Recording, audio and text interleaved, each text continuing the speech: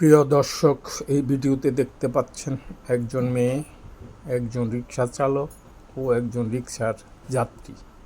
এখানে কি ঘটনা ঘটছে, কার ভুল কার ত্রুটি, কি হয়েছে, কমেন্ট বক্সে লিখুন।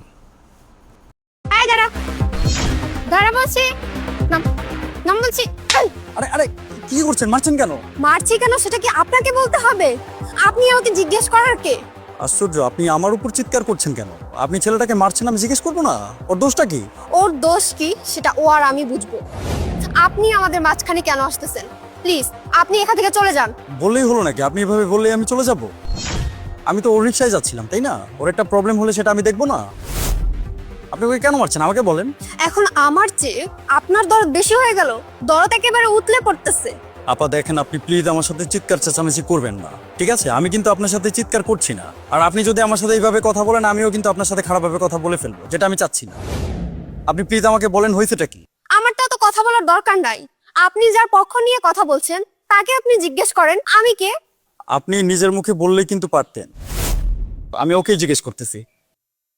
এই যে ভাই, উনি কে আপনি চেনেন? জি, চিনি। উনি আমার বোন। উনি আপনার বোন?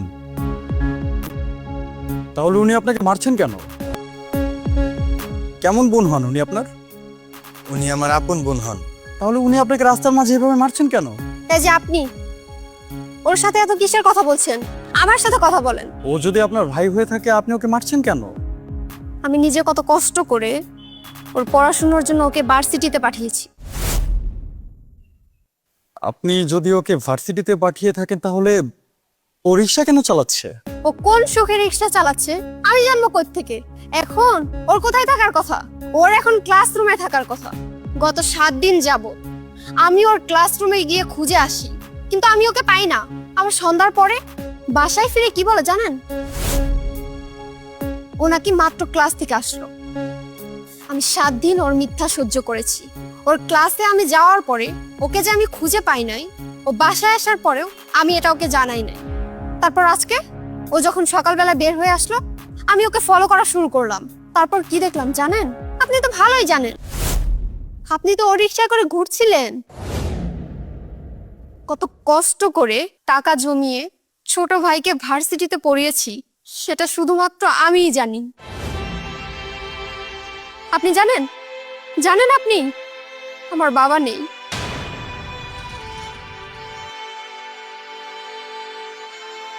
মা, আমার মা তো অসুস্থ।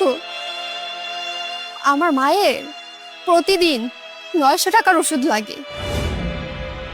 আর আপনি জানেন এই টাকা কোথা থেকে আসে? কারো তো জানার কথা না, কারণ আমি তো কাউকে কখনো জানতেই দেইনি। আজকে যদি আমার এই ছোট ভাইটা মানুষের মতো মানুষ হতো, তাহলে আর আমাকে এত বড় কষ্ট দিতে পারতো না। তুই দেখিস নাই আমি তোর জন্য কত কষ্ট করেছি? মায়ের এই অবস্থা তুই বুঝিস না? তুই কিভাবে পারলি এমন করতে?